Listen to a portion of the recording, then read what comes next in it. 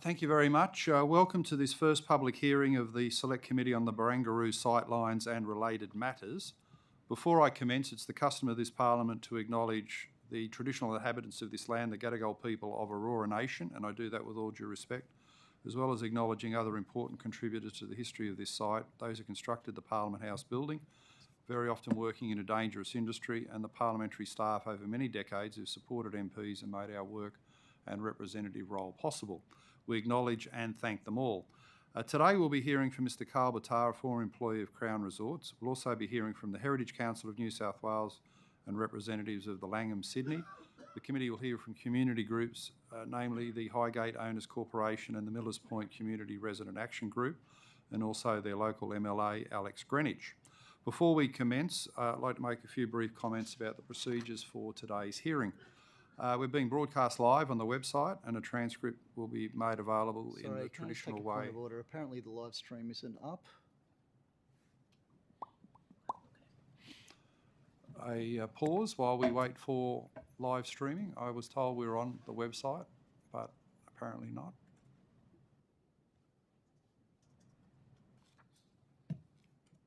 Anyway, this is just the preamble. We're going now. In accordance with the broadcasting guidelines, the House has authorised the filming, broadcasting and photography of the committee proceedings, which is now started. Any person filming or photographing proceedings must take responsibility for the proper use of that material. While parliamentary privilege applies to witnesses giving evidence today, it does not apply to what witnesses say outside of their evidence at the hearing, so you need to be careful in that regard. Committee hearings are not intended to provide a forum for people to make adverse reflections about others under the protection of parliamentary privilege. And we have a procedural fairness resolution of the House that covers such matters. If witnesses can't take a question immediately today and want more time, they can take it on notice and provide a written answer within 10 days. If witnesses want to hand up documents, they can do so through the committee staff or those witnesses appearing via WebEx by emailing them to the Secretariat. In terms of the audibility of the hearing today, I remind both committee members and witnesses to speak into the microphone. Turn off your phones, please, and if you're online, when you're not speaking, mute your microphone if you can, please. And for those online, the committee members should identify themselves in the asking of questions. For those with hearing difficulties who are present in the room today, please note the room is fitted with induction loops compatible with hearing aid systems that have telecoil receivers. And as I said, if everyone could turn off their mobile phone to assist. I now welcome our first witness, Carl Batar. And Mr Batar, if you could please state your name, position, title and swear either the oath or affirmation to swear yourself in. Yeah, thank you, Chair. My name is Carl Batar. I'm appearing as a private citizen today. And Chair, I'd like to swear the oath. I swear that the evidence now about to be given by me shall be the truth, the whole truth and nothing but the truth. So help me God. Thank you very much. And Carl, would you like to make a short opening statement, if it pleases you? Chair, it's not so much an opening statement, but just a few quick remarks. Firstly, I'd like to thank you and the committee. While I don't have an opening statement, I'd like to bring to the committee's attention that I finished up officially with Crown at the end of last year. So any answers I give today are my own and based on my own recollections of events. I do thank you and the committee for the invitation to address you, and I hope I can assist you with your inquiries. Thank you very much. Thanks for your cooperation. And we now go to questioning, starting with the Deputy Chair of the committee, the Honourable Anthony D'Adam. Thank you, Chair, and thank you, Mr Batar, for your appearance today. I wanted to start by asking you about the nature of your professional relationship with Crown. Could you describe the kind of work that you were performing for Crown? Sure, Mr D'Adam. I joined Crown about 10 years ago and, as I mentioned, finished up at the end of last year. During that period, overwhelmingly my role was essentially the head of corporate affairs, which is a broad role. It takes in stakeholder engagement, stakeholder relationships, corporate PR, corporate media, some of the functions in the CSR space, the corporate responsibility space, and also a lot of the work that the Crown Resorts Foundation did as well. So that's sort of broadly speaking, Mr D'Adam. Thank you. So can you perhaps describe, obviously this inquiry is focused on the issue of the sightlines around Crown Tower. Can you perhaps describe the involvement that you had in issues relating to that project? Yeah, Mr. Diadam, I wasn't involved actually in the negotiations. In my corporate affairs role, I stayed across what was happening. So I stayed informed of what was happening in case we got questions from media or internal questions from the organisation. The negotiations were conducted by the development team at Crown. So Crown's got some specialist units, as do most major companies, and the development team were the ones who, oversaw, managed and took full responsibility for the sightline negotiations, both the agreement, the original agreement, sightline agreement that was reached, and the negotiations with the BDA and Lendlease over that long period. So who specifically was involved in that process? Yeah, it's quite a lot. The development team's quite a large team. The responsible person would have been Todd Nisbet, who was, I think his title was Senior Vice President of Strategy and Development. So, Todd was also, like me, probably with the firm for about over 10 years, but that was specifically his team that were responsible for the sightline negotiations. And so did you have any involvement in the political intersection around the sightlines negotiations? No direct involvement at all in any of the negotiations. I had no qualifications to be involved in the negotiations. A lot of the negotiations were around the impact of the financial impact of losing sightlines, the legal avenues which were available to Crown and Lendlease should the negotiations break down. So, Mr. Diadam, my role really was just staying across where things were at. Obviously, because of my corporate affairs hat, my preference is always to try and find a solution. So, I did encourage. The negotiations were going on, I believe, for about 2 years. Towards the end of that process, when it looked like we weren't going to find a resolution, I did encourage people at the BDA to compromise. I really didn't want it to go legals. I don't think anyone at Crown wanted it to go legals. I think our hope and the reason why the negotiations dragged on for so long was I think we all hoped that we'd be able to find a solution, a win-win, that everyone could live with. In the end, unfortunately, we failed. So how did that encouragement manifest? Who did you speak to in the BDA? Yeah, Mr. Diadam, my relationship at the BDA was with Tim Robertson, I'm pretty sure his name was. Mm-hmm. And I can't remember his exact title, but I had a number of discussions with him and meetings with him where I just urged him to compromise as much as possible to try to find a solution before this went legals. So can you tell me, you mentioned that obviously the sightlines had significant value to Crown. How much exactly do you think the sightlines issue, access to the sightlines, added to the value of the Crown project? Yeah, I'm sorry, Mr. Diadam. I can't say what that figure was. I know it was substantial. Obviously, when you consider Crown was spending over $2 billion building this resort, the reason, Crown and Lendlease felt like they'd paid a substantial amount of money for the land and for the sightlines. It's part of the reason why they entered into the agreement with the BDA to try to protect those sightlines was because those sightlines were so valuable. The reason the BDA, in my view and in our view, agreed to come to that agreement with us is because they also acknowledged the importance of those sightlines to Lendlease and Crown. Crown, during this entire period, knew it was on very solid legal ground because of that agreement that it had in place. The reason the negotiations dragged on for so long was Crown and Lendlease, I believe, had very good intentions to try to find a solution that everyone could live with. And that, unfortunately, was not the case in the end. There was a meeting on the 19th of February 2015 between the Premier and Mr Packer. Did you have any involvement in arranging that meeting? I don't recall that, Mr. Diadam. I don't think I did. I can't say for sure because we're talking about something 7 years ago, but I'm quite confident I didn't have anything to do with arranging that meeting. Were you aware of the meeting occurring? I would have been aware. I don't recollect. I don't think I was involved. I'm pretty sure I wasn't involved with organising the meeting, and I don't remember the detail around it either. And did you have any involvement, direct or indirectly, with Bay Warburton, the Premier's Chief of Staff at the time, in relation to No. the sightlines issue? Yeah, as far as I can recall, I don't think I've ever spoken to Bay or had anything to do with him. I might have met him over the years at a function, etc., but not in his professional role.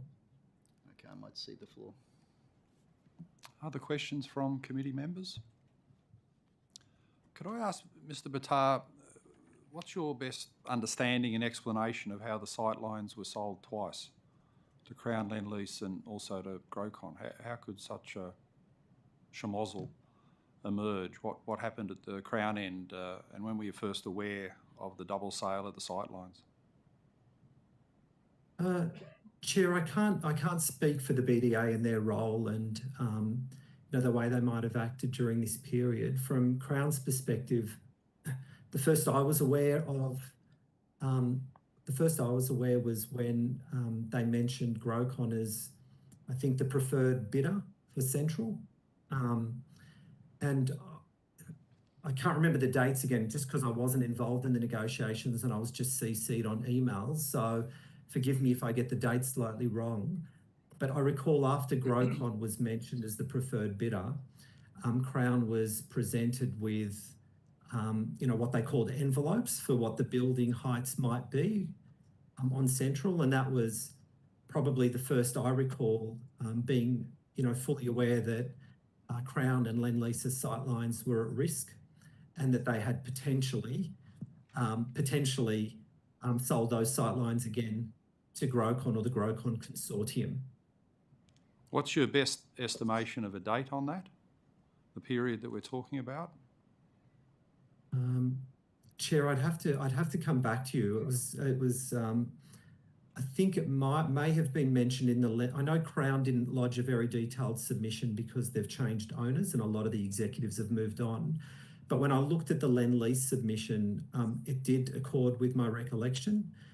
So I think I'd have to check the Lendlease submission to actually, come back to you just about exactly what that date was. Right, and when Crown became aware of Grocon as the preferred bidder and what looked like was going to be the double sale of the sightlines, what was the reaction internally to that? Yeah, Chair, look, Crown didn't have a view on who the actual developer would be on Central. The issue Crown had was, from the minute, we sat down with Lendlease to talk about putting the hotel on Barangaroo South, Crown's firm understanding was that Barangaroo Central was going to be a low-rise development. And Lendlease had the exact same understanding that it would be low-rise at Barangaroo Central. So Crown didn't necessarily have any issue with who the developer was on Central. The issue Crown had was with the fact that what was supposed to be, a limited height, low height development was now being proposed as, a couple of very tall towers right adjacent to the Lendlease and Crown buildings. Right, so what's the sequencing for that? Did the increase in the height come from the BDA making a determination that would be desirable, or did it come out of the Grocon bid to be the preferred developer and the BDA accepting the bid? Yeah. Chair, I'm just going to go off my recollection here, and again, noting, I was only across the detail at a very high level. From memory, after the Premier, and I can't remember who the Premier was, announced the new metro station at Barangaroo, there was a change in the GFA for Barangaroo Central, and the BDA had gone out to, I think the BDA had gone out to tenders before the metro was announced. Then the metro was announced, and our understanding was that, because of the cost of the metro, that they now needed to put more high density on Barangaroo Central to offset the cost of the metro. So the BDA, I think, tore up or withdrew the original tender and put out a new tender with a much higher GFA on Barangaroo Central. And that was the process that a number of consortium, then bid, including Lendlease, I think, were one of the people who bid. But that was a much higher GFA that was ever envisaged on Barangaroo Central. So did Crown take that as a breach of faith, that what it thought was a low-rise development at central Barangaroo would become much higher because of the supposed necessity of having people living there to use the metro? Ironically today, of course, it's a hole in the ground, and the metro increasingly looks like a white elephant, given the circular nature of this fiasco. So did Crown take this as a breach of faith, and what did Crown propose to do about it? Yeah, Chair, once the when the greater GFA was announced, Crown was just hopeful that that would be done in a way, given the sightline agreement with the BDA and with Lendlease. Crown knew it was on quite strong legal ground, and I think everyone at Crown at the time was hopeful that the BDA would find a way to deal with that GFA in a way that did not impact Crown's sightlines and Lendlease's sightlines. Unfortunately, that wasn't the case, and when after the Grocon was announced as a preferred bidder, at some point after that, Crown and Lendlease were presented with a very different building envelope and this envelope was going to severely impact both Lendlease and Crown sightlines. So it was at that point, I think there was great disappointment at Crown, and it was at that point, I think, when we all got in a huddle and said, look, let's just see if we can make this work. Let's see if we can work with the BDA to find a solution. And that was the start of a very long process, as I recall. Right, but is that a credible sequence of events? I would have thought once there's a higher development height at central Barangaroo, the sightline agreement has been breached and becomes superfluous in that you're south of central Barangaroo and the harbour's north. So at that point, the Crown Lendlease interests have been negated, haven't they? And the normal corporate reaction would be one of, beyond disappointment, hostility. Yeah, Chair, once as I mentioned, once we knew what those heights would be, once we knew that our sightlines would be breached and impacted, that's when we were extremely disappointed. We were concerned when we heard about the greater GFA, but we reserved judgment because there are different ways you can build that GFA. As you know, the recent proposal shifted a lot of those building heights from South Barangaroo back towards the Headland Park. This is under this new proposal that was recently knocked on the head. So there are ways to shift that GFA in a way that it won't impact Lendlease and Crown sightlines. And how was the matter resolved ultimately from the Crown Lendlease perspective? Yeah, Chair, we ended up, again, as I recall, we ended up going to court. Crown and Lendlease won the case in court, and then from there was a legal settlement with the government or with the BDA. And what's your knowledge of that legal settlement?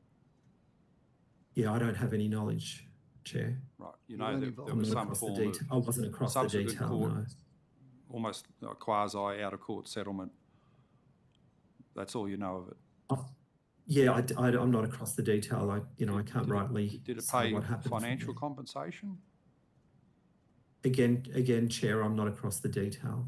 Okay, you've got no knowledge other than there was a settlement. That's right. Right. Okay, thank you. Any other questions? I'll just jump in just quickly on Ms. Chair, Fairman? if I can. Yep. Yeah, just in terms of the settlement, I mean, that clearly does mean a financial settlement, and you think it would be between Crown and Lendlease and the government, that would be a substantial settlement. Given what was it? Given the subject matter. Yes, sorry, Fairman, I can't. I'm not in a position to actually answer that question, only because, as I said earlier, I wasn't across the details of the settlement. So, in all honesty, I'm better off not responding to that one. Okay, I just got another. I thought I'd try my luck.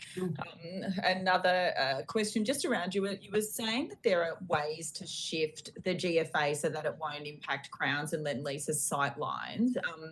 Does that solution also remove the issue with the sight lines for the residents, for the heritage impacts in terms of the the serious impact on sight lines across the whole area, or is it just for basically the views from Crown and Lendlease? Do you know? Yeah, look, our legal position relating to this agreement that was done between Lendlease, the BDA, and Crown only related to the sight lines for as it impacted Crown and the Lendlease residential development. So to answer your question, no, it's not the broader definition of sight lines. It's just specific to those two companies. Okay, thanks. That's it for me, Chair. My other questions have been answered. Thank you. Mr. Mallard? Thank you, and good morning, Mr. Batar. Welcome to this inquiry. Were you at Crown when the original unsolicited proposal was for a casino tower in the harbour off Barangaroo, out in the middle of the water on an island? No, I wasn't, Mr. Mallard. I started at Crown in mid-2012 in my role, from memory. Okay, so whether or not you'll have any knowledge of this then, I mean, there was huge community backlash against that from the Lord Mayor down, and the Farrell government scrapped that and pulled it back into Barangaroo.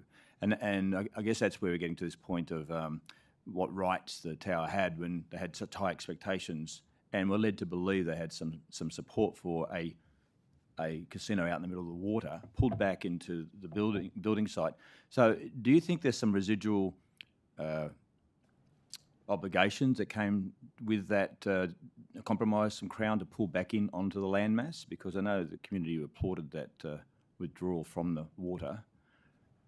Yeah, Mr. Mallard, I can't answer that because that shift did happen before my time at Crown. So that was before Crown entered into discussions with Lendlease about being the developer of that hotel. Lendlease had already negotiated. I remember this was after the election. Lendlease had negotiated with the new state government to move the location of that hotel. But I wasn't around at the time and not involved in that, unfortunately, so I can't answer that question. What interests me in this inquiry and reading all the submissions and 12 years in local government in the City of Sydney, and no doubt I'll raise this again later today, is I have never seen so-called sightlines quantified as an asset. And here we talked about it being sold twice. It's in submissions being sold twice.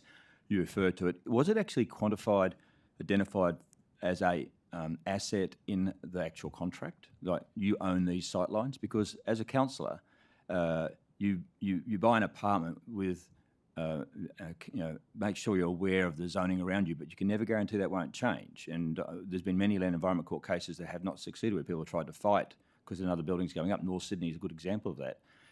So was that actually quantified in a legal document, and was it identified in the court case and in terms of the case that they won against the government that we talked about a minute ago, that sightlines were a physical asset that was owned by Crown exclusively? Yes. Yeah, Mr. Mallard, I don't have a legal background, so I can't answer your question from a legal perspective.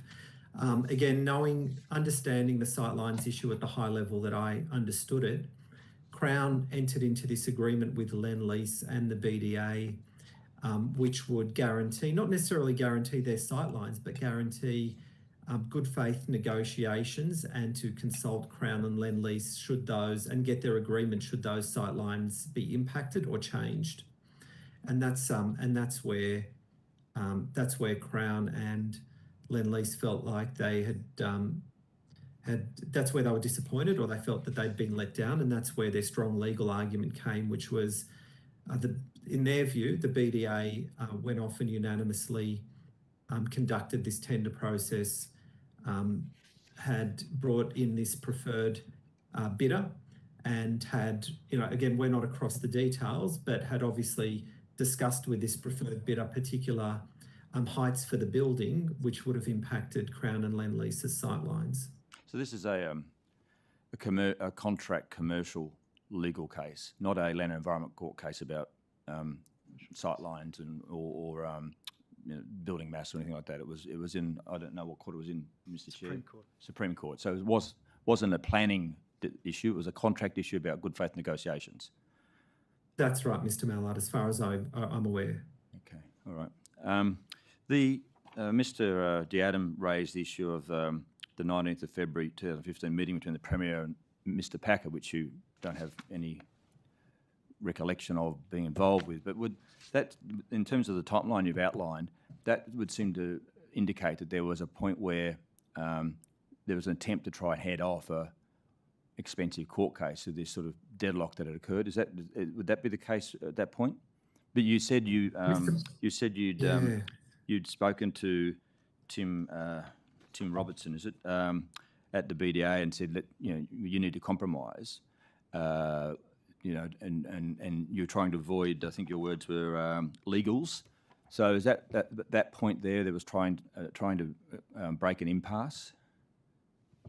Mr. Mallard, from memory, and I could be wrong about this, but from memory, that meeting with the Premier that Mr. D'Adam mentioned happened before any of the sightline issues became a problem.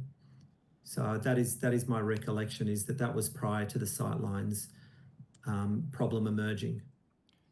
So before the metro station announcement, before the new building mass was proposed. Yeah, I'm not sure about that. I think it was before the BDA, Lendlease and Crown started having issues, let's call it, or negotiations around the sightline clause. Okay. My final question is, you're very well connected to the Labor Party. All the Labor Party members in this committee have declared an interest, a knowledge of you in the past.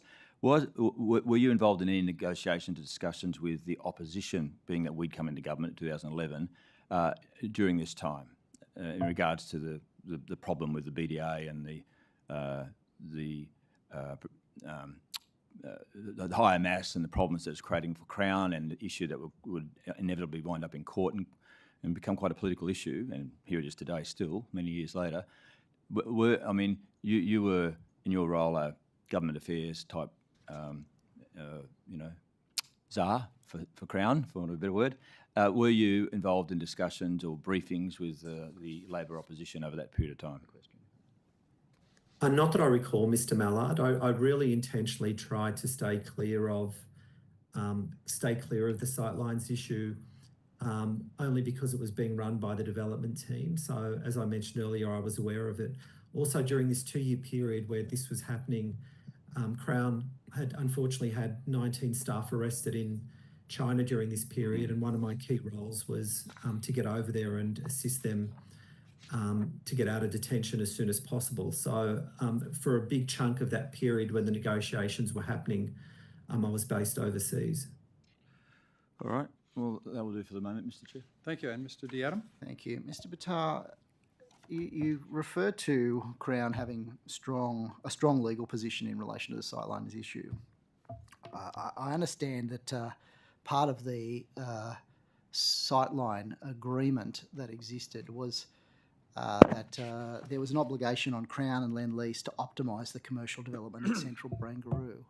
What was your understanding of the nature of that obligation?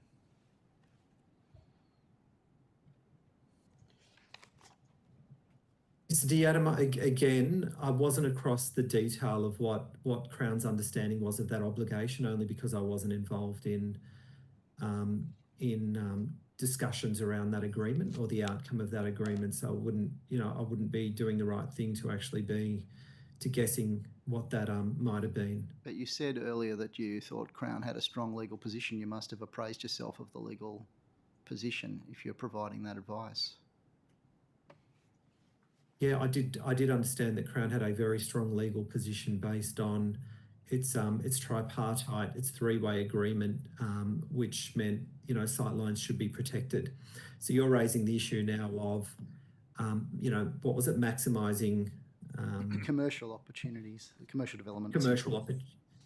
Yeah, so I don't think that's not inconsistent with Crown and Lendlease wanting to protect its sightlines. I think the BDA wanted to maximise, their commercial space at Barangaroo Central. That was no issue for Crown and Lendlease. The issue for Crown and Lendlease all along was just this vista view between the Harbour Bridge and the Opera House. And was it your understanding of the agreement that effectively that meant that Crown and Lendlease had a veto over the proposals that were being advanced in central Barangaroo? If those proposals impacted Crown and Lendlease's sightlines, I believe that was the case. That they could stop any proposal, that the obligation wasn't just to negotiate in good faith, but ultimately that if Crown and Lendlease believed that their commercial interests were harmed by an intrusion on the sightlines, then they could say no to any proposal of that nature. Mr.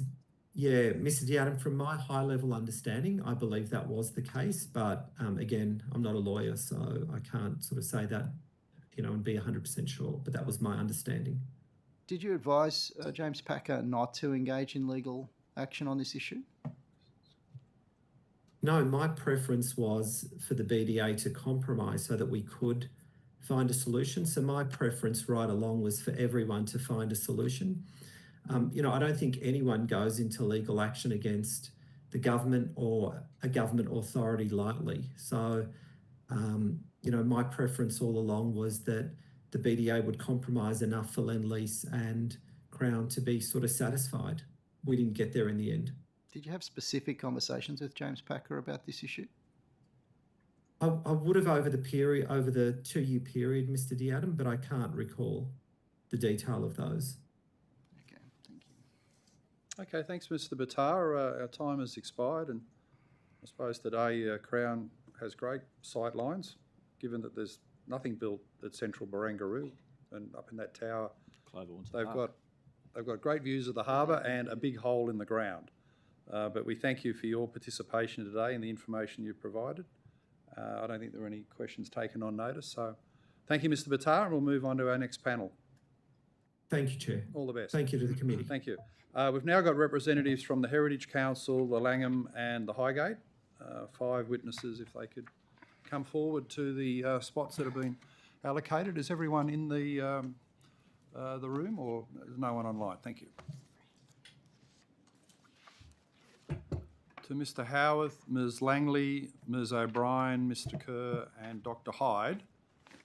In sequence, if you could each state your name, position and take either the oath or affirmation to swear yourself into the committee proceedings, starting on my left with Ms. O'Brien, please. I'll take the affirmation. The affirmation. Affirmation. Thank you. And we were taking an oath on affirmation. No morning tea break. What sort of tyranny is this inquiry? Mr. Kerr, You're working hard, Shane. I know. And you'll be out in some corporate box at Randwick, won't you? So No. After I had Shani working for me, I became very concerned around every race. 1 or 2 horses die. Pretty confronting. But even on the radio today, they were industry was saying we were trying to improve the area. Yes, Ms. O'Brien, if you could start the process of swearing in, if you state your name, position and then the oath or affirmation, please. My name is Nell O'Brien. I'm a project planner at Guide Consulting, here to represent the Langham Hotel. I solemnly, sincerely and truly declare and affirm that the evidence now about to be given by me shall be the truth, the whole truth and nothing but the truth. Thank you. Ms. Langley? My name is Lucy Langley. I'm an associate at Guide Consulting, also here on behalf of the Langham Hotel. I solemnly, sincerely and truly declare and affirm that the evidence now about to be given by me shall be the truth, the whole truth and nothing but the truth. Thank you. Mr. Howarth? My name's Frank Howarth. I'm here as the Chair of the Heritage Council of New South Wales. I solemnly, sincerely and truly declare and affirm that the evidence now about to be given by me shall be the truth, the whole truth and nothing but the truth. Thank you. And Dr. Hyde? I'm Judy Hyde. I'm the submissions officer for the Highgate. I solemnly and sincerely and truly declare and affirm that the evidence now about to be given by me shall be the truth, the whole truth, and nothing but the truth. Thank you. And finally, Mr Kerr. Harold Kerr, I solemnly, sincerely and truly declare and affirm that the evidence now about to be given by me shall be the truth, the whole truth, and nothing but the truth. Thank you very much. You've made extensive submissions. Would anyone like to make a short opening statement, which is available to you at the committee, or we go straight to questioning? Ms Langley and Mr Howarth. So I've got a short opening statement. So good morning to the honourable members of this committee. Unfortunately, Shane Jolly, the General Manager of the Langham, is unable to attend today, so has asked for me to appear on the Langham's behalf. As I'm sure the committee is aware, the Langham is a significant property for Sydney. It is the city's only boutique hotel with less than 100 rooms, internally branded 5-star property within the Millers Point area, and therefore a key stakeholder. Our submission to the Select Committee was prepared predominantly in response to the recent Modification 9 application to the Barangaroo Concept Plan, which I'm sure the committee will be aware has been recently rejected by the New South Wales Minister for Planning. In that regard, our submission and any evidence that we are able to provide will predominantly relate to term of reference E of this committee. Our client would like to advocate the need for any future application or modification of the Barangaroo Concept Plan to follow due process and ensure the integrity of Barangaroo's redevelopment project. Any application should be in accordance with the public expectation of the resulting redevelopment of the precinct. We believe that a number of items raised in our submission to Modification 9 should be considered by the Select Committee. Modification 9 was allowed to progress to a developed stage despite gross inconsistencies with the commitments, planning principles, and guidelines contained in the approved concept plan, especially those relating to views and heritage protection. This is especially important because the concept plan is a high-profile planning instrument based on substantial work, including the results of an international design competition. There are 5 lessons to be learned from the Modification 9 application, and any future changes to the approved Barangaroo development should ensure the amenity and heritage value of Millers Point and Observatory Hill precinct should be protected and important views retained. Any proposal should adopt best practice urban design and be designed to preserve public open space. It should appropriately use the modification pathway, ensuring any modifications and its impacts are assessed appropriately and correctly against the overarching concept plan and the development principles and statement of commitments. It should ensure that the overall result of any modification is within the public interest and does not diminish the public trust in the approval and the planning framework. Future delivery of the Barangaroo project must ensure due process is maintained at all stages of the development. In conclusion, the Langham wishes to see the integrity of the proposed development under the concept plan and the associated view sharing and sightlines maintained. It is important that any future application in relation to Central Barangaroo maintains the established views to and from Millers Point and Observatory Hill. Any impact on these should be transparently documented and assessed in future application documentation and its subsequent assessment.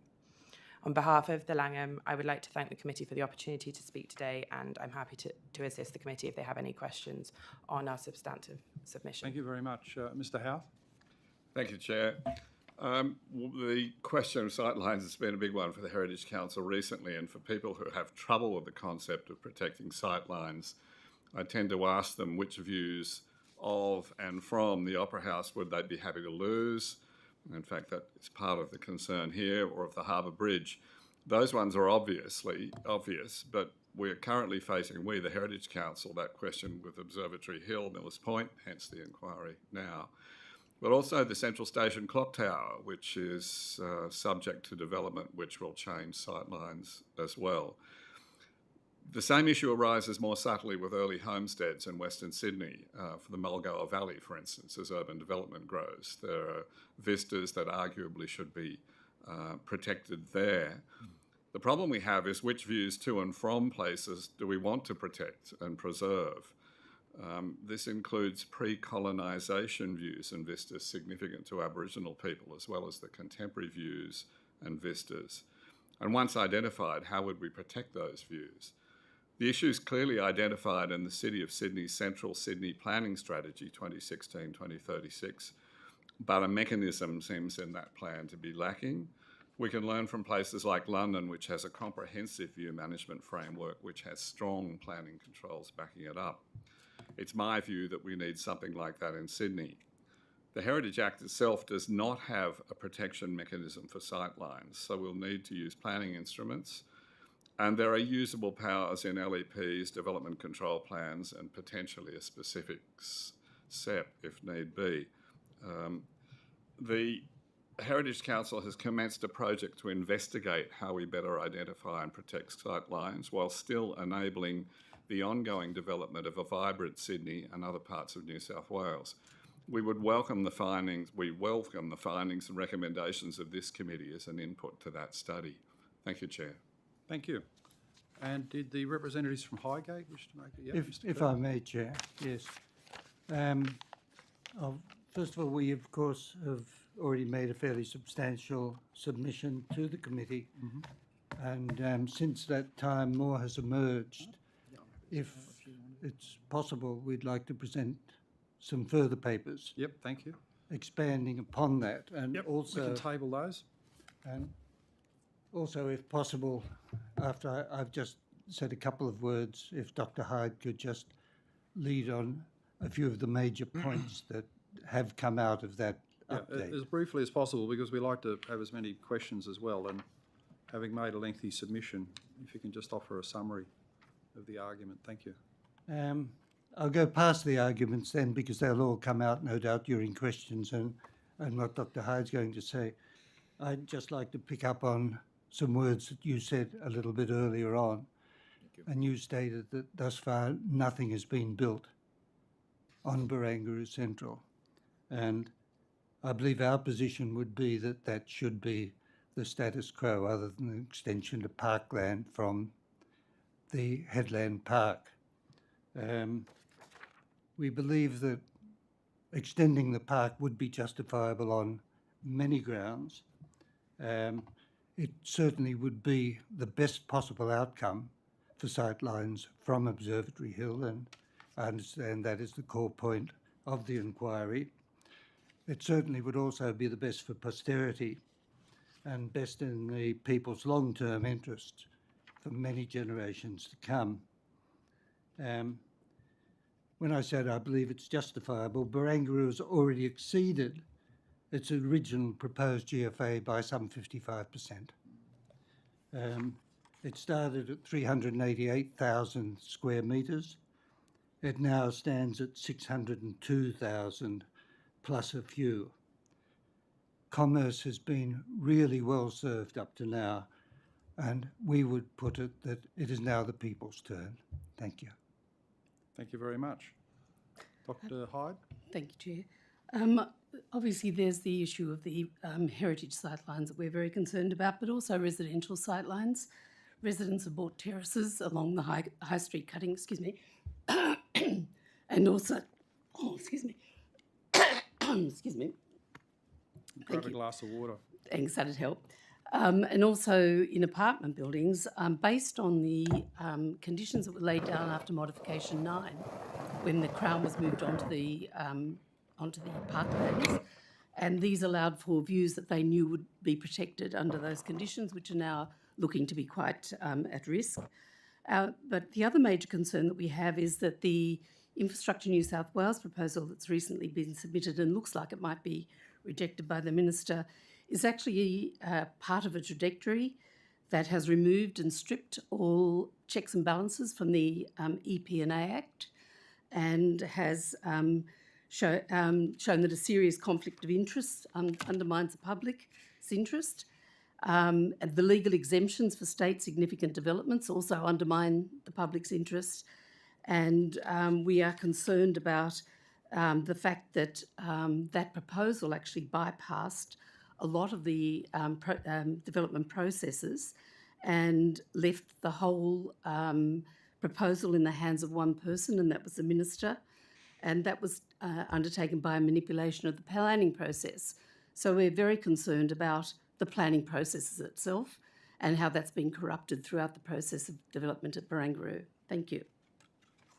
Questions from the committee? We'll start with the Deputy Chair, Mr. Deanna. Thank you all for your attendance today. I I suppose the fundamental problem here is that the development rights have already been sold to Aqualand, and how do we unscramble that egg, given that they have an expectation that they will be able to develop Central Barangaroo, 144,000 square metres floor space. How do we actually step back from that? What's the mechanism for us reversing out of that commitment that's been made by the state? I can't offer a mechanism, but might I suggest that Aqualand's desire to go ahead would be totally determined upon the envelope that they were permitted to build to, and that is within the government's offering. Mr. Diadam, under Modification 8, and Modification 9 was put in initially alongside that, the Planning Assessment Commission, which was a precursor for the IPC, the Independent Planning Commission, actually made statements that said that that amount of development would not be permitted, or was not likely to be permitted at Central Barangaroo. And that led to the initial proposal for Modification 9 being withdrawn. Now, I don't know what's happened in the meantime, that Aqualand now believes that they have permission to present a development of that size. But that's certainly not in the documentation that's available online about the development. Mr. Howarth, I was very interested in your suggestion around some form of modification, I think. You were suggesting to the Heritage Act that it allows for the preservation of sightlines or the treatment of sightlines as a heritage item. How might that actually, can you perhaps elaborate on that and how that might actually work in practice? There's two dimensions to that. The Act certainly has no provisions at the moment that would protect sightlines, but it's the Council's view that there are adequate mechanisms in the planning law that could, and indeed I think one is used to protect a certain sightline on Martin Place. So that has been done, albeit in a fairly restrained fashion. We're looking at a new Heritage Act now for I think next year sometime to be introduced, and one of the reasons we're conducting a study at the moment working with the city and Planning and the Greater Sydney's Commission is to see if there should be things that should be included in the Heritage Act review as a result of that, or whether things are still better dealt with under the planning legislation at the moment. Certainly the London View Management Framework is dealt with entirely under planning legislation there, and it's our view there is adequate powers under the Planning Act at the moment to recognise sightlines to and from significant places. So how would that intersect with the state significant development concept? Like, would it be better to have a mechanism entrenched in the Heritage Act, and therefore that would afford greater protection of sightlines, or do you think that the state significant development concept would still allow for the preservation of heritage sightlines under the existing framework? The state significant development automatically turns off the Heritage Act and a number of other acts at the moment, as you would presumably be aware. It's the impact of planning legislation on state significant developments is less clear to me. There still needs to be a building envelope that needs to be determined, and that's what's going on at Central, at North Everleigh at the moment, at Central Station itself and North Everleigh at the moment. So my feeling is probably better to deal with the issue under planning rather than risk the SSD and SSI provisions simply turning off the Heritage Act. So I think planning legislation is going to be a better answer. Right. But either way, the state significant development would not afford the protections that you're looking for. So in the case of Barangaroo, we still wouldn't have a adequate answer in terms of protecting those heritage sightlines, say, from the Observatory Hill. We still need a planning envelope approval, is my understanding, and in that process, whether it's state significant or not, I think it's fair to say that sightlines should and would be. And in fact, I think the minister's current decisions were taken into account. I might just raise one other issue and then hand over to the other committee members. I suppose one of the things that I'm grappling with is the conflicted role of Infrastructure New South Wales in this process. How could we change the way Infrastructure New South Wales operates? I mean, obviously, it's got a mandate to try and deliver the redevelopment of Barangaroo at the lowest possible cost, and that means that they're looking to maximise the commercial opportunities to cover the costs of the metro station, for example. I mean, that seems to create an inherent conflict when it's trying to also balance that against the issues like heritage. How do we reconcile those two conflicting tendencies within the structure of Infrastructure New South Wales? This problem exists not just with Infrastructure New South Wales, also with Tahe, Transport Assets Holding Entity, and Transport for New South Wales are in the same situation. That's what's happening at North Everleigh and to some extent Central Station, where there's a mandate to maximise economic return from those entities through development of a site. Infrastructure New South Wales is in the same place. I wonder whether, pure speculation on my part, a better role for the Greater Sydney's Commission in this, in setting in place some more global controls that perhaps limit the ability of some of the other entities like Infrastructure New South Wales to move excessively, but I don't have a direct answer to that, I'm afraid. Other committee members? Other questions from the committee? I can jump in, Chair. Yes, you can. Ms. Fairman? Yeah, thank you. Hi, everybody. Thanks for appearing today. This is a kind of general question, really, just about the importance of heritage and the important heritage elements that all of your submissions highlighted. But just to get it on the record for this hearing, it's kind of the reason I think that Sydney is such a beautiful city is that important heritage elements have been protected for so long. And I think some of the photos of the heritage landscape of Millers Point and obviously Observatory Hill, and you've kind of demonstrated that so beautifully in your submissions. Is it the case then that I think what we're grappling with here is that heritage we're just not placing value on that for the Sydney CBD, the Sydney Harbour in particular, but it's a massive draw card for tourists. It's why, as I said, Sydney is known to be such a beautiful city and one of the most beautiful in the world. It's not just the harbour, it's the way we've protected the heritage, particularly around that area. I assume some of you will want to comment on that. You go first. It's the uniqueness.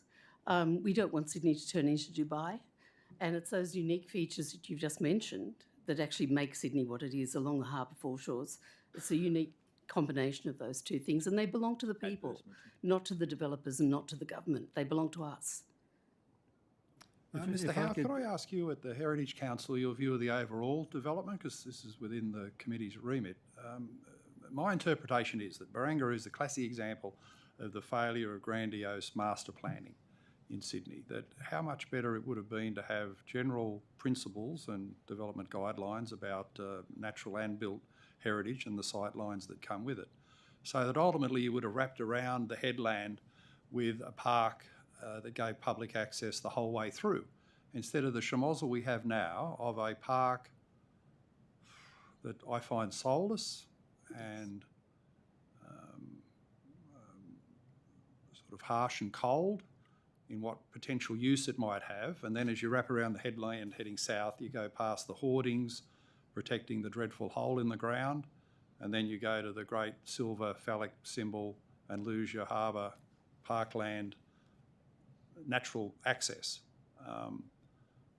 This whole thing has been a debacle from the very beginning, hasn't it? And the delusion of someone like Paul Keating in thinking that he, coming out of the suburbs of Bankstown, had some master plan that was ever going to be feasible, as opposed to what you'd think would be a better planning principle of the heritage, natural and built principles that I mentioned earlier on with continuous parkland wrapping around the foreshore. And on top of that, you know, I subscribe to the Jane Jacobs view of urban planning that it needs to be, it needs to evolve as random, disaggregated, livable and usable as commercial decisions might emerge. Wouldn't that have been a much better process than what we've landed at? Chair, the terrible risk of getting my head bitten off by Paul Keating, I'm not going to Well, provide. no worse than what given what I've said, you can just follow in my slipstream. Look, a personal view is that from a heritage perspective, I think there's a number of us who would consider that the Hungry Mile, that the heritage of the docklands there was not adequately recognised in the development. And if you look at the contrast of what I think is extremely good development around Walsh Bay, the preservation of the Finger Wharf, which incidentally I believe Mr Keating wanted demolished at Woolloomooloo Bay, perhaps things could have been done significantly differently. The other more general concern that the Heritage Council has about the development is the incrementalism of it, this increasing floor spaces, increasing building heights, a gradual eating away of the heritage values through vistas, and I mean we completely lost most of the heritage values of the Hungry Mile and the original development anyway. But this ongoing incremental increase and of building heights, floor spaces, etc., is providing causing a huge risk to the heritage values of Millers Point. And the council has already said in our submission that the connection between what were originally waterside workers' cottages along the lower levels of Millers Point and the docks down there have been largely lost to a fair extent and risk further loss through the increase of building heights. But do you agree that anyone now celebrating what is Barangaroo is delusional and hasn't visited the site? Because the feeling you get down there, you can only ever be a temporary visitor and that no one really belongs. There's no sense of belonging in anything they've done down there, whether it's the tower, the hole in the ground, or the cold, strange park. Chair, I'm not going to express a view except to urge people to go and get that very experience you outlined by walking around. Okay, well, that's good advice. Mr. Searle. Thanks, Chair. My question is to the Highgate Owners Corporation. I just wanted to unpack, I think, one of the things you raised in your submission, which was not only does the redevelopment proposal threaten the sightlines of residents who have bought properties, but I think the implication of your submission was that they had bought those properties in reliance on commitments given by the New South Wales government. Yes, that's right. Now, you know, from my rudimentary knowledge of planning law, there's no property and a view. At least that has been the traditional view of the Land and Environment and other superior courts. So can you just step us through what you regard as the various commitments given by the state government and where and how that has operated to the detriment of people who put their hard-earned into these properties? Yep. When the Crown was moved on to public foreshore parkland, commitments were made around central Barangaroo that were entered into by the government, and these limited the heights and the density of central Barangaroo buildings. It was that they relied on, but there are... Where were those commitments given? They were in the approval commitments. So to get the approval to move the Crown, they had to enter into commitments which covered central Barangaroo and lowered and kept the heights low and the density low. And there were specific heights and densities that were stipulated in those commitments that the government entered into that residents relied on in their purchasing. However, there are also two local government laws there's a law that's been passed. And there were also, the other thing about that is that the terraces were actually sold by the government from 2016 onwards when those commitments were made with the views. So they're sold by the government with the views backed up by these commitments. So that's the first thing. The second thing is that the Land and Environment Court of New South Wales established a principle for view sharing in their ruling in Tennessee Consulting versus Warringah in 2004. And they laid out 4 steps that developers have to enter into to negotiate, just as they did with Lend-Lease and with the Crown, with residents where their views are being impacted.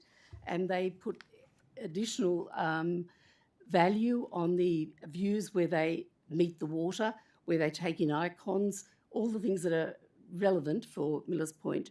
And this was then further supported by Rose Bay Marina Proprietary Limited versus Woollahra Municipal Council. Okay. So that was the Land and Environment Court that established that requirement.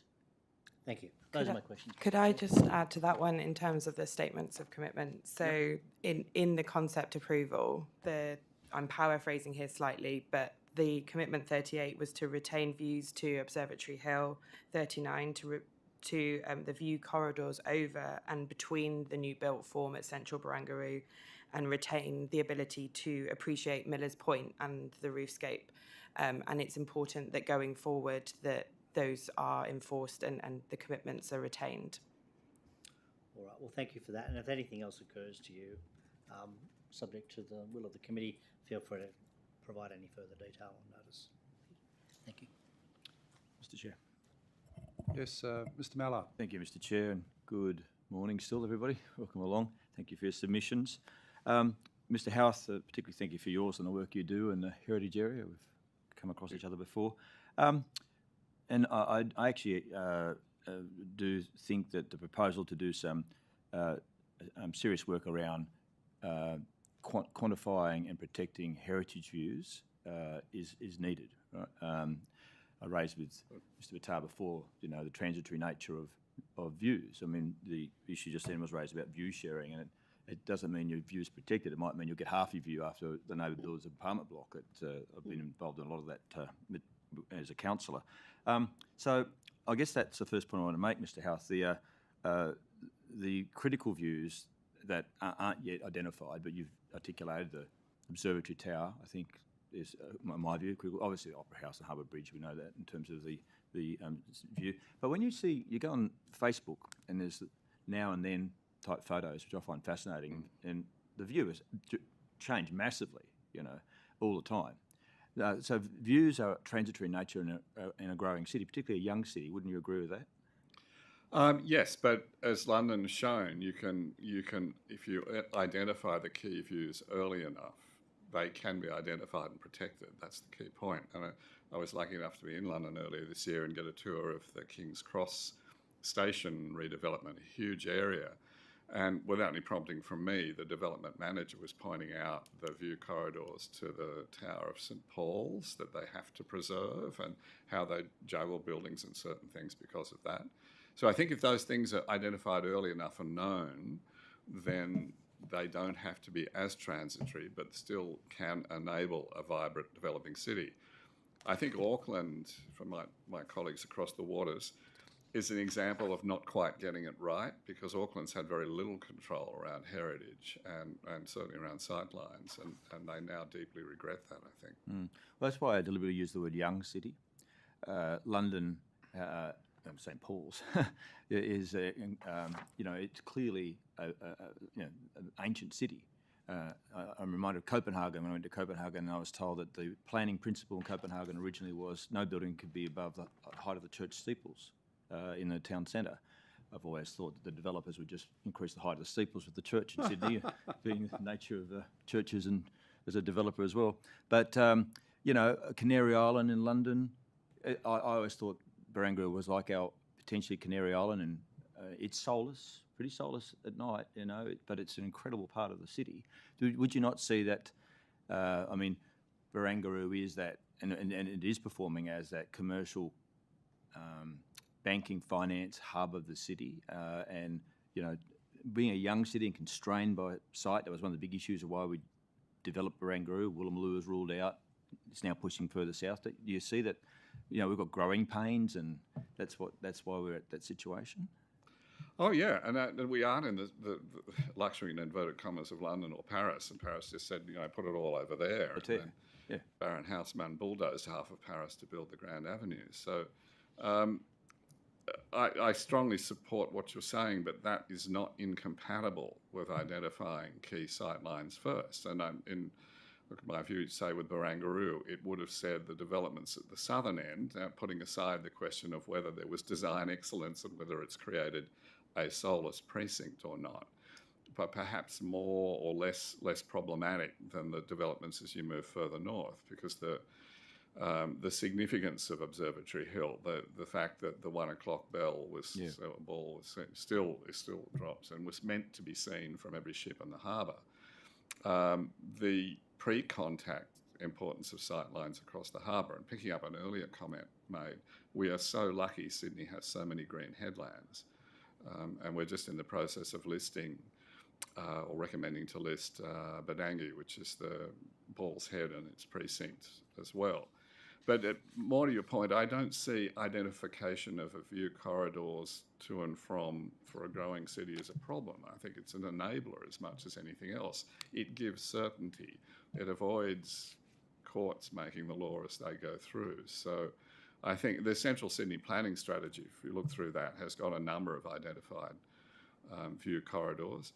I think Central Station's a very interesting test at the moment because the Tech Central development, we've said, yes, the Western Gateway buildings, the Atlassian, Toga, Dexus Fraser's buildings on the western side, which are subject to an SSI. We've said the government's made a clear decision to do that. We're not going to argue against that. We will work with the developers, as we have done fairly extensively, to shore up, protect, demonstrate the heritage values of the parcels system that was on that side of the station. Current proposal to build over the country platforms, the Heritage Council is very concerned about. It will lose another, apart from anything else, it will lose another large chunk of view corridor to the clock tower, which was meant to be seen very widely across the city. Now, I think it's quite reasonably argued now that, well, actually, sorry, it was true that a number of the streets, George Street, Pitt Street, etc., were aimed, well, the clock tower was built at the axis of those streets, and there was an intention to retain those view corridors along the streets.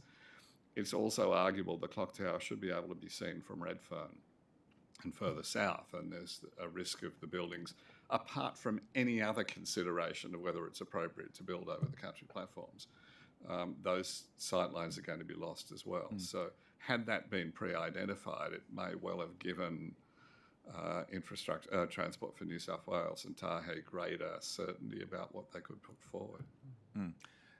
So you've got your heritage view corridors to the clock tower, for example, to Observatory Hill, those elements of it that make any city, respect its past.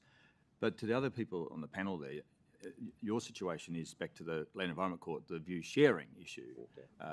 And when you buy a property, and I've got an issue with mine at the moment where the neighbour is building a house next door, surprised me that they could do it. So, there's compromises in terms of your rights as a landowner. I just know from my days as councillor that the Land Environment Court, other than those rulings that Dr. Hyde raised, you don't have a right to a view. And then they came to this position of view sharing. So is that the situation you're at? Because it looks to me from your submissions, you're losing your whole view according to your submission on that, what appears to be a rejected proposal from the state government, by the ministers, is pretty much to go back to the drawing board on it. It's at modification 8 or 9, I can't remember now which one it is. Modification 9. 9, thank you, Yep. 9. So, you're prepared to look at our compromise in terms of your legal rights? Mr. Mallard, Yeah. if Sorry, I may put it there, your concentration then was entirely on private views. Yeah. I'd like to put it that it's Highgate's position that we are not looking at Highgate's views alone, and we have history on that. As a matter of fact, it ties back initially to the Heritage Office, and that happened to have been in 2003. The then Deputy Director of the Heritage Office, one Rhys McDougall, approached us and asked us whether we would be interested in promoting, organising the listing of Millers Point as a single entity on the heritage, on the State Heritage Register. At the time, it was a whole series. I think it was 113 individual things, and locations such as Observatory Hill were not listed. Highgate did pick that up, and as a community thing and community funded, we saw it through, and the listing took place. Highgate didn't do that for its views or for the views of individuals. It did it because of Millers Point and the value of that entire precinct. And I'd like to put it very strongly that whatever we're putting forward now goes down very similar lines. As far as sightlines are concerned, we also followed up in 2013 with Skidmore, Owings and Merrill. We had dealings then with one Philip Enquist while he was in Australia, prior to the master plan being put together, and then further communications back with him in Chicago, again pushing one thing, and that was sightlines to and from Observatory Hill. And they were maintained by the master plan that was put forward at the time. So please do take it on a broader perspective than just private views. It goes beyond that. We're really interested in the people's views. We're not going to be around all that much longer, but those views will be, and there'll be more people, and they should be maintained. My last point I want to make is, and thank you for that, and is obviously the trigger for the change in the floor space on the central Barangaroo was the decision to put the Metro Rail there, which I applaud that decision. I'm a big public transport advocate, and Barangaroo, until that decision was announced, it was very isolated from public transport. They built a very expensive pedestrian connection from Wynyard down there, the Wynyard Walk. I think it cost $30 million or something. It was, or maybe much more than that. That's the only connection really for public transport. So once that's functional, and it will be functional, and the unions let us do it, it'll service that workforce. Do you not see the need for the greater good, the broader good, the city's good, the state's good, the economy's good, to make public transport viable where it's located? I mean, we're not in the luxury where we can just build train line and pay it off over the next 50 years anymore, 100 years.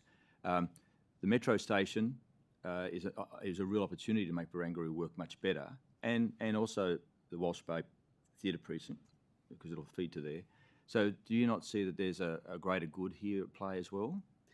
Certainly there is, but it depends on what you consider the greater good. Is it more commercial property, which we don't need? Is it more high-rise? Well, we do need more commercial property. With the change in working conditions over COVID, people are not wanting to come back to the offices. They're coming back part-time if they come back at all. Yeah. We don't need more commercial down there blocking out our heritage, which makes us unique. And the metro there is not going to bring many people from very far, because it doesn't come from very far. And it can bring people into the workforce at South Barangaroo. It can bring them into the city. It's going to come from Bankstown and go to to Kellyville. It's going to be quite a significant piece of transport. And it'll come into the city, and it'll come to Central, Barangaroo South. But the Wynyard connection is far more important, and it works very well. What would be attractive down there, as Harold has said, is a parkland where people can actually use it and come in at weekends. Have you ever been there at a night at weekends? It is a ghost town. There's nothing open. On Sundays, there's hardly anything open except the streets, the Eat Street along the front, and you need your credit card to be really topped up to be able to go and eat down there.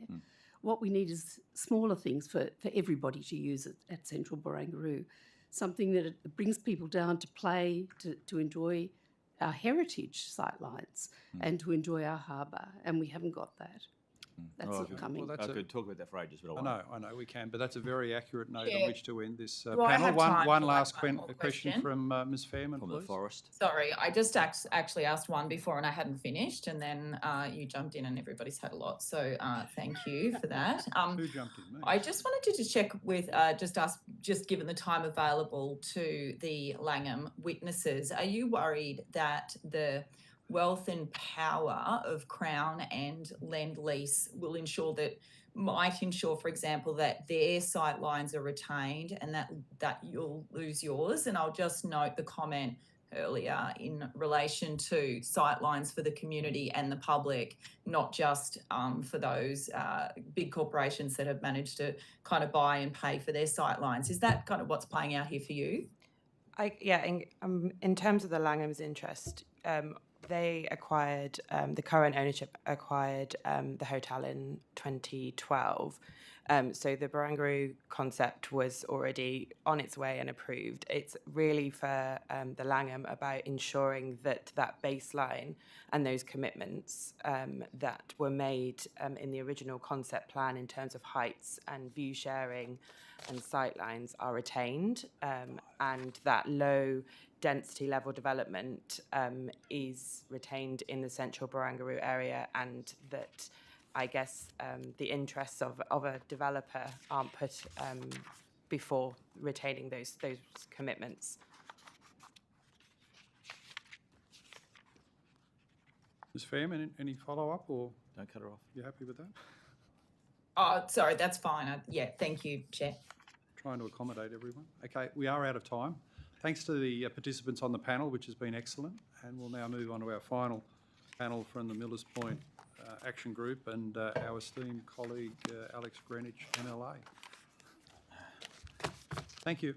Thank you. Thank you, Chair. Okay.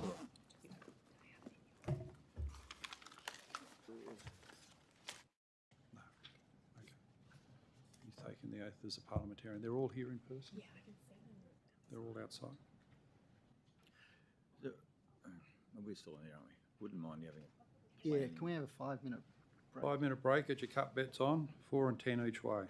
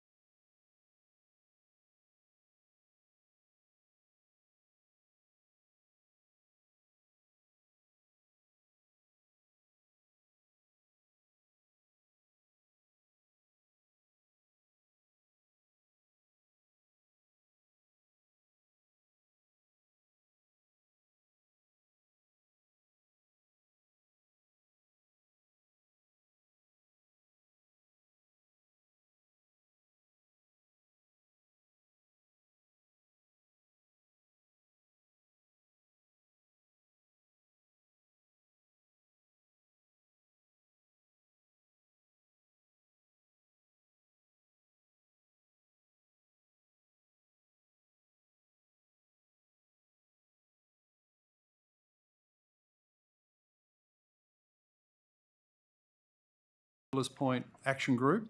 If you could start the process, starting with you, John, to state your name, position and swear yourself in according to the oath or affirmation. Of course, Alex Greenwich, we know so well, doesn't need to be sworn in because you've taken that oath as a member of the Legislative Assembly. Thank you, Mr McInerney. John McInerney. I'm on the committee of the Millers Point Community Resident Action Group, and I solemnly, sincerely and truly declare and affirm that the evidence now about to be given by me shall be the truth, the whole truth and nothing but the truth. Thank you. And Mr Kelly. Thank you. Bernard Kelly, President of the Millers Point Community Resident Action Group. I solemnly, sincerely and truly declare and affirm that the evidence now about to be given by me shall be the truth, the whole truth and nothing but the truth. Thank you very much. And would one of the three of you like to make an short opening statement before we go to questions, please? Yes, if I could, Chair. As well. Mr Chair, I might just declare, I didn't realise John McInerney was the John McInerney that I served on council with and on the Central Sydney Planning Committee with, and whose wedding I went to, so I just want to declare that. Oh, okay. Well, if you went to the wedding, that's definitely a conflict of interest. At Observatory Hill. Oh, Yes.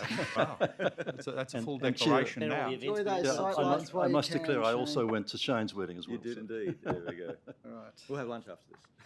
Well, at least you got an invite. Alex. All right. Thank you, Chair. Sydney is blessed to have a harbour of unmatched beauty. It is a defining feature of the city that belongs to all Sydney-siders. Urban renewal projects on the harbour should create magnificent places that can be enjoyed by all. But 15 years of planning at Barangaroo has focused on little more than squeezing as much development onto the land as possible at the expense of creating a world-class harbour precinct. Approvals so far have almost doubled the floor space on the land since the initial concept planned.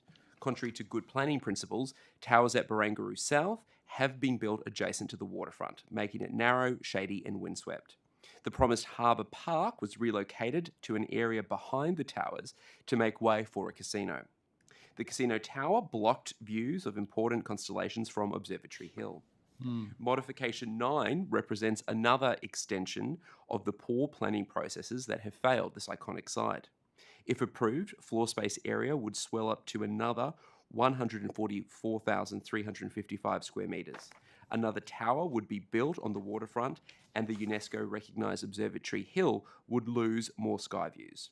Heritage links to the water at Observatory Hill, the park, and Millers Point Conservation Area would be severed. Darling Harbour and Pyrmont would lose key views of Sydney Harbour Bridge and Observatory Hill.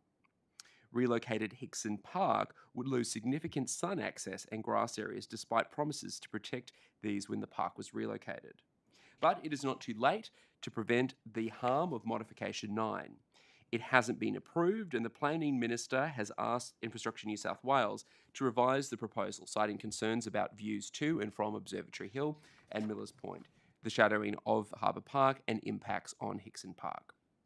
That is why I'm here today with residents from Millers Point, and I hope that the Parliament, through this inquiry, can acknowledge that Modification 9 is a bad plan for Sydney and recommend a way forward for Central Barangaroo that will protect the sightlines between the water from Observatory Hill Park, Millers Point and across the harbour. Potentially consider handing this land back to the public for public open space and a parkland, given the gross development that has already occurred at Barangaroo South, or at least returning to the approved concept plan.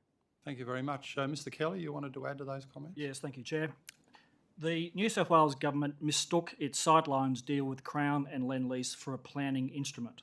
As a consequence, the sidelines deal caused the abomination that is known as Modification 9.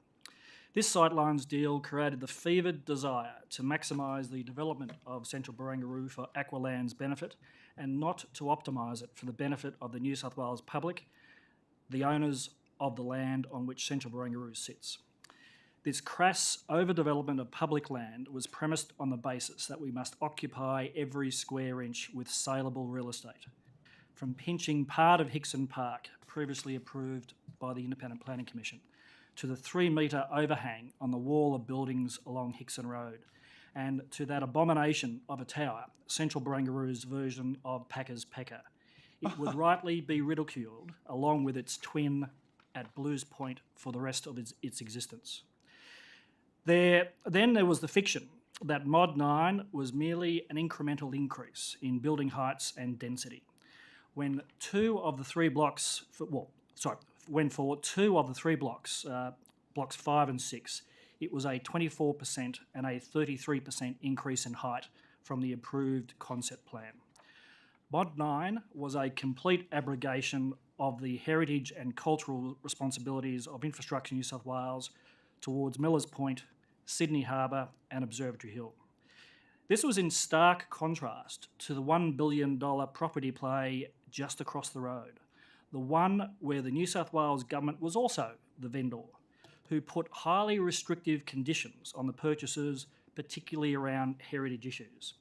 I speak, of course, about the New South Wales Government sale of terrace houses in Millers Point between 2014 and 2019. Over $1 billion was spent by private individuals in purchasing those properties, the stamp duty that went with them, and restoring them to the neglect of past government inaction, and then undertaking the renovation necessary to achieve appropriate residential amenity. The contrast between what the private owners in Millers Point endured and the get out of jail free card given to Aqualand is enormous. So what happens now to Central Barangaroo? The New South Wales Government's own agencies, from the Heritage Council to the Government Architect to the Planning Department, have been clear. The New South Wales Government must abide by its own rules. Stop misusing redundant planning legislation to sneak through monumental changes under the cover of a modification process. Have the actual developer be the applicant, not the patsy government agency. Stop the secrecy. For 3 years, this plan for Mod 9 was known to the insiders, but not to the New South Wales public. We came last in the pecking order. We got 28 days to digest 2,000 pages of so-called expert reports, guns for hire, a complete sham. But people power came to the fore. Over 850 submissions to the Mod 9 proposal objected to it. Over 8,000 people signed our petition, signed the Don't Block the Rocks petition objecting to Mod 9. This was a proposal that was utterly rejected by the people of New South Wales. There has been much made of the new metro station at Barangaroo, that somehow it must be paid for with the development at Central Barangaroo. This is a complete furphy. As we understand it, the route of the metro line from North Sydney through Barangaroo and into the CBD was the optimal route for engineering and construction purposes. This metro station will be servicing 3 large office buildings, merely 500 metres away at Barangaroo South. There are 5 high-rise apartment buildings with thousands of residents in a similar distance in Kent Street.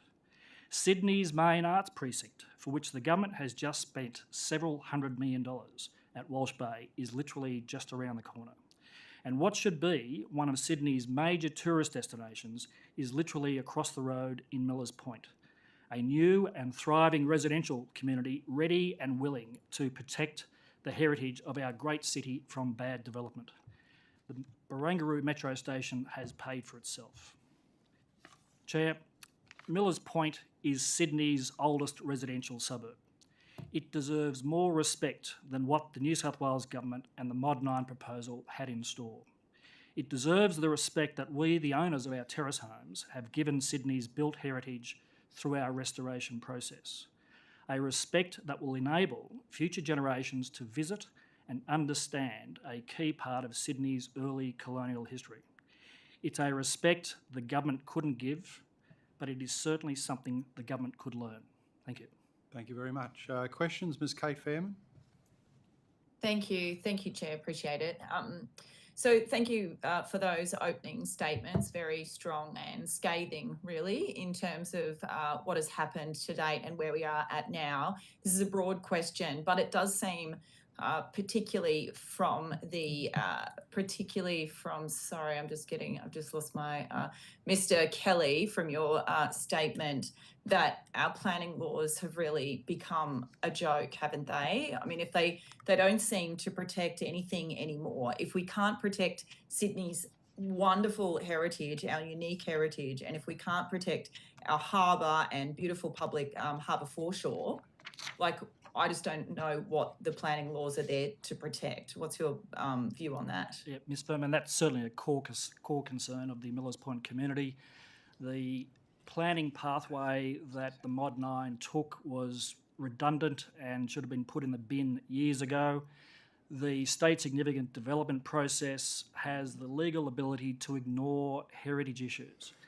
You cannot ignore the heritage conservation precinct of Millers Point and Dawes Point, as it's right next door to this development. It is clearly a nonsense to suggest that the government expects other people to abide by its rules, but it doesn't have to abide by its own rules. And if I can just jump in there, it would be great if there were actually planning laws that applied to Barangaroo. It is essentially the Wild West of planning in New South Wales through unsolicited proposals, state significant proposals, the ridiculous amount of modifications that we're dealing with. Clearly, there is a need for some planning laws and some restrictions, but they have just not been applied because of the very clever pathways the developers, with the support of government, have been able to find ways through. John, you want to make some? Yeah, that's basically the erosion of planning laws over the last decade, even more. Several of our previous witnesses raised that issue in their submissions, which has meant that the planning minister, in some ways, has become the sole kind of decision maker. Only in this site. Can I check then, with Infrastructure New South Wales being instructed by the planning minister to have another look, if you like, in terms of the height particularly, are you kind of hopeful of what that is going to bring? Are you aware of whether the planning minister is saying stick to the original Barangaroo concept plan, or what type of instructions the planning minister would have given back to Infrastructure New South Wales after the public pressure on this issue in recent weeks? If I could answer, I don't believe that we are aware of what might happen. In our submission, of course, we refer to the approved concept plan, which is in fact the only legal control over central Barangaroo. And in my submission, I argue that at the very least, we should revert back to that approved concept plan, which has been enforced for many years and in a way was accepted by the Millers Point community. It's the, as it were, corruption of that approved concept plan that has now led to this situation. Thank you. I have one last question just in terms of time. We haven't been able to, because of the time really, be able to hear from experts in astronomy why, the Sydney Observatory has a conservation plan, why it's kind of UNESCO listed. I just was hoping we could get some of that on the record. Alex, did you want to start off with that, or? Yeah, absolutely. And I obviously reference these things in my opening remarks, and I'm sure Bernard and John will add to it. So what I would say here is Observatory Hill is not only heritage listed in Australia, it is included on the UNESCO portal for astronomical heritage. The poor placement of the Crown Tower has actually already blocked views of important constellations from August to October, and so-called marginal reductions in sky views add to the cumulative erosion of Observatory Hill. Furthermore, the claim that the view losses are limited to below 10 degrees above the horizon are only marginal are false. Many important astronomical views occur at angles below 10 degrees, including setting views of the sun, moon, planets, and comets. The tower would destroy these views forever. Outdoor viewing locations at Observatory Hill and the Stargazer Lawn currently attract educational seminars associated with Observatory throughout the year, including events held by the Sydney City Skywatchers. These astronomical events where participants bring their own telescopes, binoculars, or use their naked eye to view vital science and technology education roles which the proponents has shown a worrying lack of respect for. So, I mean, when it comes to this, we're talking about our harbourfront. We should be shooting for the stars, not blocking the stars, when it comes to delivering within the concept plan for this part of Barangaroo?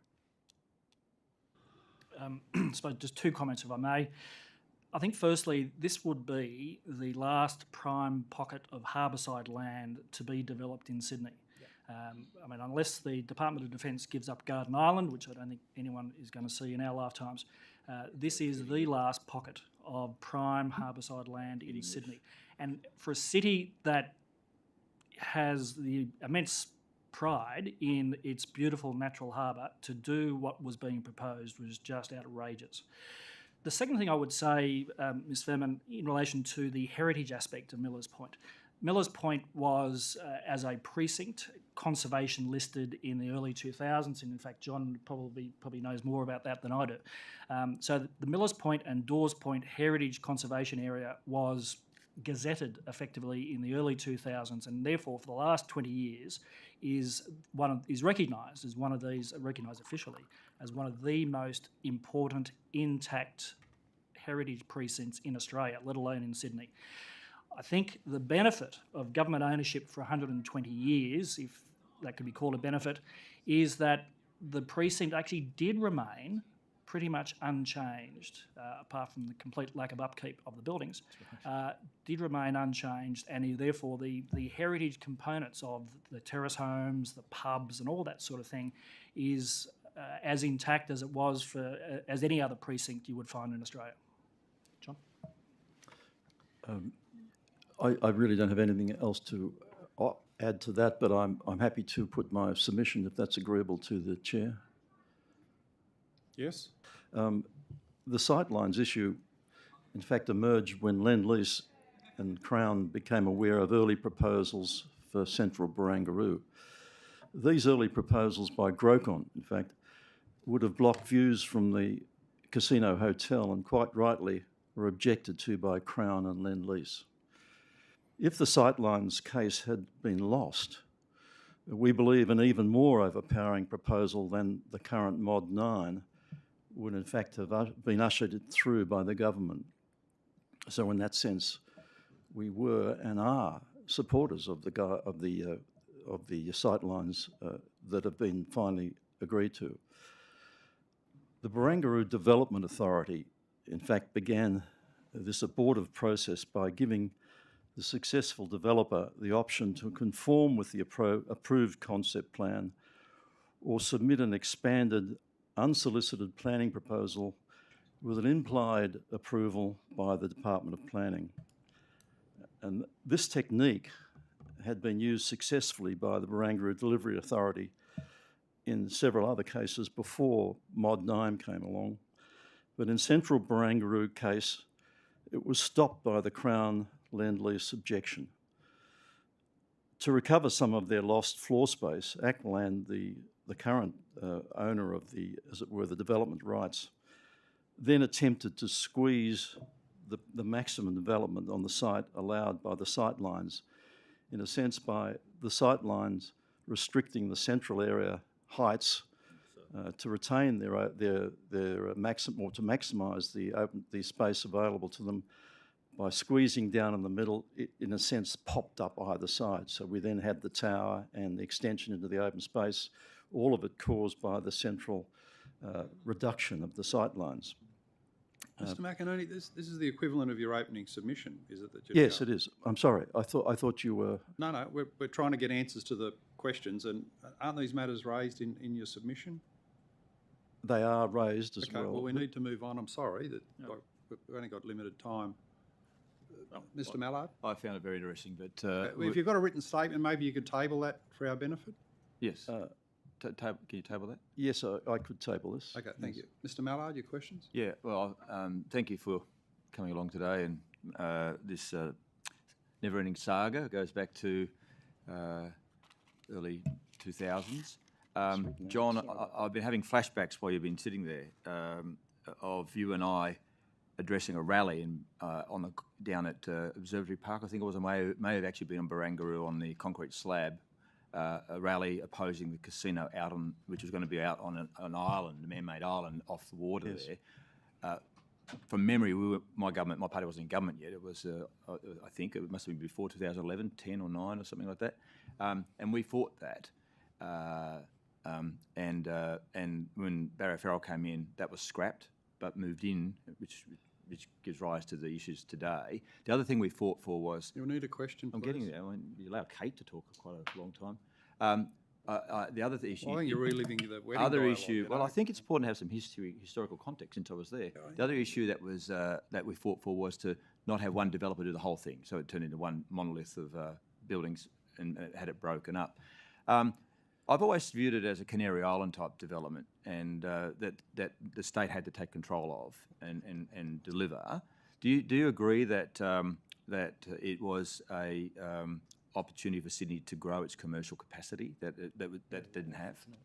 Yes, it was, and it has been, in fact, the growth in the commercial capacity of the city, subject to the impact of COVID, was certainly justified at the time. One might argue separately now or differently as a result of a whole series of things that have happened over the last few years. But at that time, the expansion of the office area in the city was justified, yes. It was constrained by Central and Woolloomooloo, and that was the only way to go. Yes.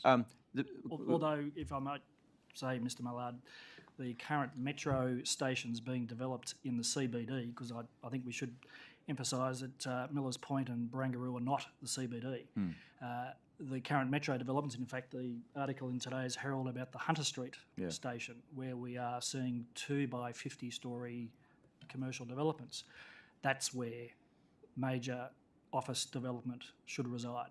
And it's been isolated for that purpose for the whole planning history of Sydney, but nearly. We heard the allegation from another member of this panel that the planning system is in disarray, but the planning system is quite strong, I would contend, outside of this special development case. This, in terms of LEPs and council controls that have been Part 3A abolished. A minister doesn't have the power in local government area to take control of planning proposals as a rule. But this one here is unique, and I put it to you that was required for the nature of a Canary Island type development. It had to have flexibility. Looking back, I can't really agree with you there, because the peculiarities of this particular process was such that modifications were approved and agreed to that were clearly not modifications in the original intention of that word. For example, the zoned area of open space, public open space, which was then turned over to a 60-odd storey casino hotel, and that was called modification number 8. It's so far from what a true modification was, and subsequently that whole modification process has been pulled back in the planning legislation.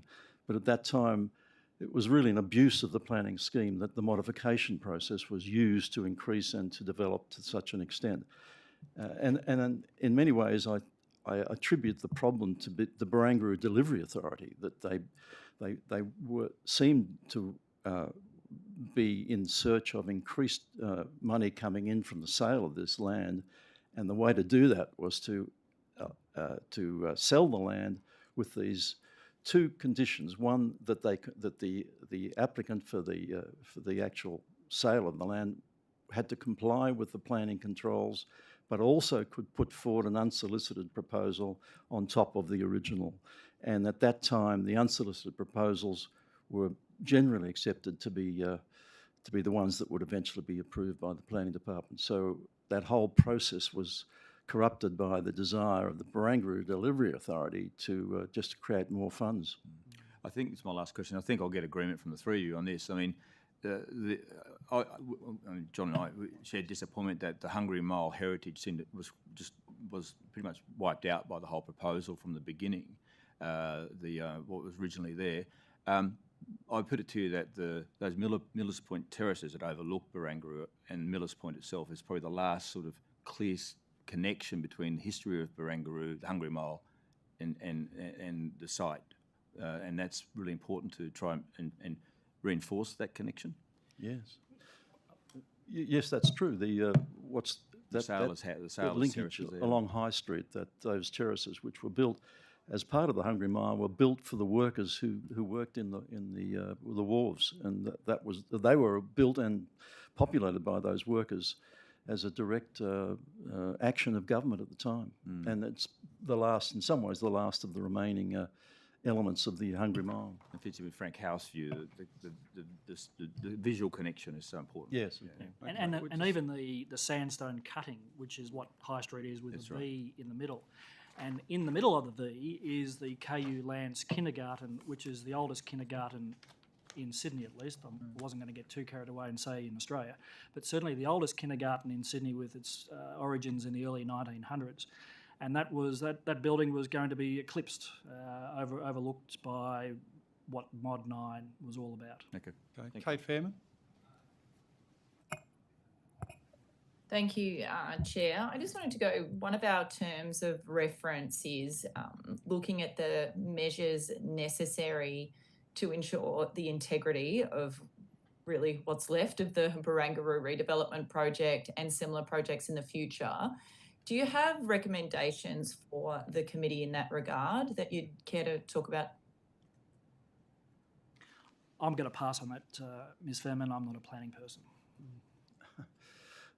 Can I say that the approved concept plan, to me, would be the obvious recommendation that has to be referred to. In other words, I'd recommend that the committee say that the current application for Mod 9 should be refused by the government. It's clearly inappropriate and not correct. The refusal may lead to a further consideration of the area to include more open space, which I think is needed in that general area, and that's a matter that has been, I think, referred to by other... But haven't we got a sort of scenario now where Aqualand has got the whip hand out of this wacky process? They're saying, having been refused for their bigger development, they're happy to leave it as a hole in the ground, which the government would look at, well, we're building at huge cost the metro station down there, and we need some people to use it. So hasn't the government sort of painted itself into its own corner with Aqualand now having control effectively of the whole amenity and serviceability of Barangaroo? It's hard to suggest who has the upper hand necessarily, Mr. Chair. I think what would help for the New South Wales public to understand the future of Central Barangaroo is that all the documentation associated with the contracts between the government and Aqualand be revealed to the public. So complete transparency for all that documentation, give it the sunlight that it requires, and then the open conversation can happen with the government, with the public, with advocates for heritage, and with Aqualand as the private developer. And so we're all on the same ballpark. We all know the same information, and therefore we can all come to our own conclusions. But at the moment, we are at a small disadvantage in that we don't have that level of information. I think Mr. Searle's been working on that and related matters. Is that right? I think so. Yep. Did you have any more, Kate? Sorry, I think I'm good, Chair. You're good. So we'll go to the Deputy Chair. Mr. I had a Diallo. sort of similar question to Ms. Fairman, but I might start by asking about the original concept plan. That would mean a restoration to the 47,688 metres squared. Is that correct? If we were to go back to the original concept plan, That would be a fair assumption. I think if you look at the original concept plan, it had heights in Block 7 of 35 metres, Block 6 29 metres, and Block 5 34 metres, but with far greater width between the buildings as opposed to what were effectively laneways in Mod 9. The option as to what then happens as to how much floor space those buildings contain versus how much would be open parkland. Of course, we have the guarantee that 50% of the 2 hectares is open parkland. There is obviously a fair cohort out there who believe that perhaps that should be increased to 100%. And similarly, there are people... Is that your submission? It's not my submission because the Millers Point community has a wide range of views on what could happen down at Central Barangaroo, but we were 100% in unity in opposing Mod 9. It's fair to say we aren't architects and planners. We are mere residents. We don't have the capability. We can't pull together teams of planners and architects to suggest alternate schemes. That is just not our Don't hold capability. back. It hasn't stopped others.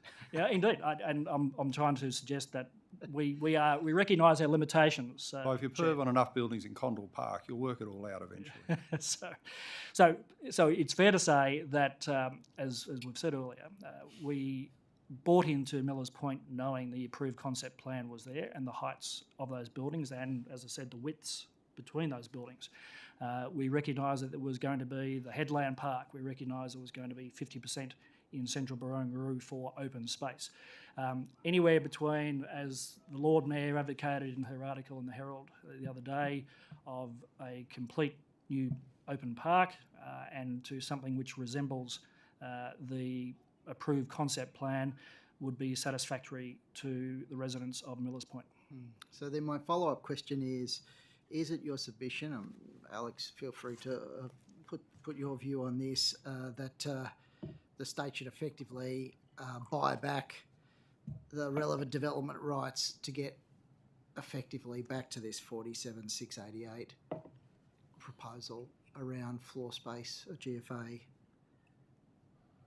Well, I mean, ultimately, the problem we have, and I put this to the previous panel, which was how do we unscramble the egg? The rights have been sold. I'm not sure entirely about the value, but I mean, Grocon say they paid $500 million for the rights, and that doesn't account for the other investments that have been made in terms of advancing the proposals that would obviously have to be compensated. But ultimately, if we're going to get back to that, there's a stakeholder there in Aqualand who've outlaid significant amounts of money. The state would have to obviously compensate Aqualand if it was going to return to the status quo before that transaction occurred. You'll have That to your excuse me. submission? I just need to leave early for a very Chair. important commitment in the seat of Heffron. Sure. So I'll hand over to the Deputy Chair. Thank you, Chair. Just further to that question, all of those rights which were acquired by both Aqualand and Grocon were all subject to planning approval. The contracts specifically said this can only be developed with planning approval. The operative point is that at this stage there is no planning approval. The only planning approval we have is the adopted master plan or concept plan. So strictly speaking, if they build what is the adopted concept plan, theoretically there is no compensation required. That's just the risk of doing business, is it? That is, particularly if it's specified in the contract that it's subject to the planning approval. And to Bernard's point earlier, what we know is what the approved concept plan is. The envelope which was permitted for development. What we don't know is why we had such a grossly expanded proposal put forward by Aqualand with the impression that this was something that would potentially get approved. So what we need to know is what were the processes that gave Aqualand hope that they may be able to overdevelop this part of the world, a critical part of Sydney, so grossly over and above what the agreed concept plan was. Now, there's obviously been planning, some sort of planning controls that have come into place. That's been limited to the interaction of the minister. And obviously, we welcome that he said to Aqualand, go back and deliver something within the envelope. And if you can't, we'll take it from there. But look, I mean, in terms of what is the cost of doing business, like it's quite clear. This is an important part of Sydney. There is an approved concept plan to develop within that envelope. The community sort of has that clear expectation.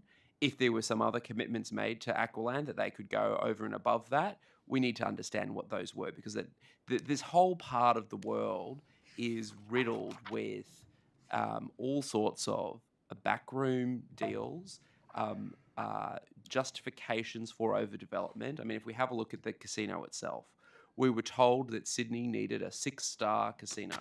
Then we were told to make the 6-star casino It's a 6-star, so we needed a 6-star hotel.